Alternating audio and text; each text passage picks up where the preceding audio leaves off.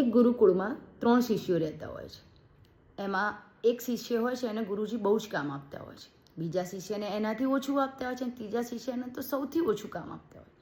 જ્યારે જે શિષ્યને સૌથી વધુ કામ મળતું હોય છે એ શાંતિથી કામ તો કરતો હોય, પણ સતત મનમાં વિચાર આવતો હોય છે કે મને જ ગુરુજી કેમ વધારે કામ આપે છે, સતત મને જ કેમ વધારે આપે છે.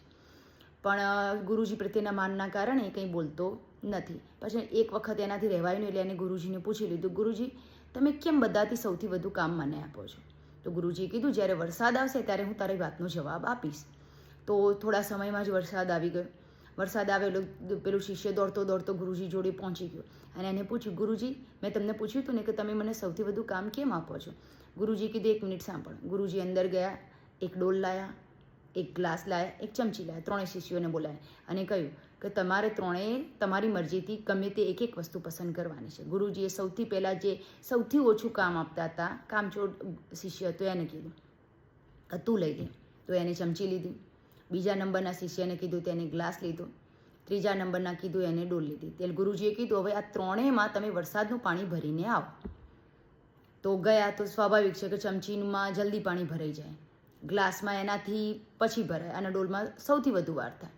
તો એવી જ રીતે બધા આવ્યા. પાછું પેલો શિષ્ય બોલ્યો, ગુરુજી તમે મને ડોલ આપી, હવે એમાં કેટલી બધી વાર થઈ. તો ગુરુજીએ કીધું કે જે આ વરસાદનું પાણી છે ને એ પ્રભુની કૃપા છે. તો જે પ્રમાણેનું કામ કરે છે ને એ પ્રમાણેની જ પ્રભુની કૃપા એને મળે છે. ચમચી જેને લીધી એને ચમચી જેટલું જ પાણી અને એટલી જ કૃપા મળશે. એવી જ રીતે ભગવાને તમને ખાસ બનાવ્યા છે, જેથી આટલી જવાબદારી આપી છે.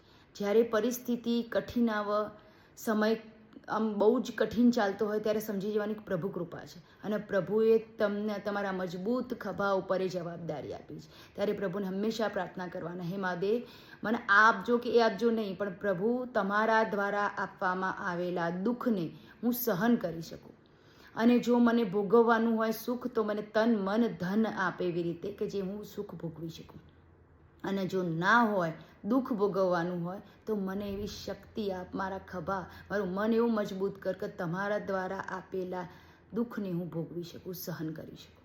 તો ભગવાન દ્વારા આપેલી જવાબદારી આપણે નિષ્ઠાપૂર્વક નિભાવી શકીશું. જય શ્રી કૃષ્ણ.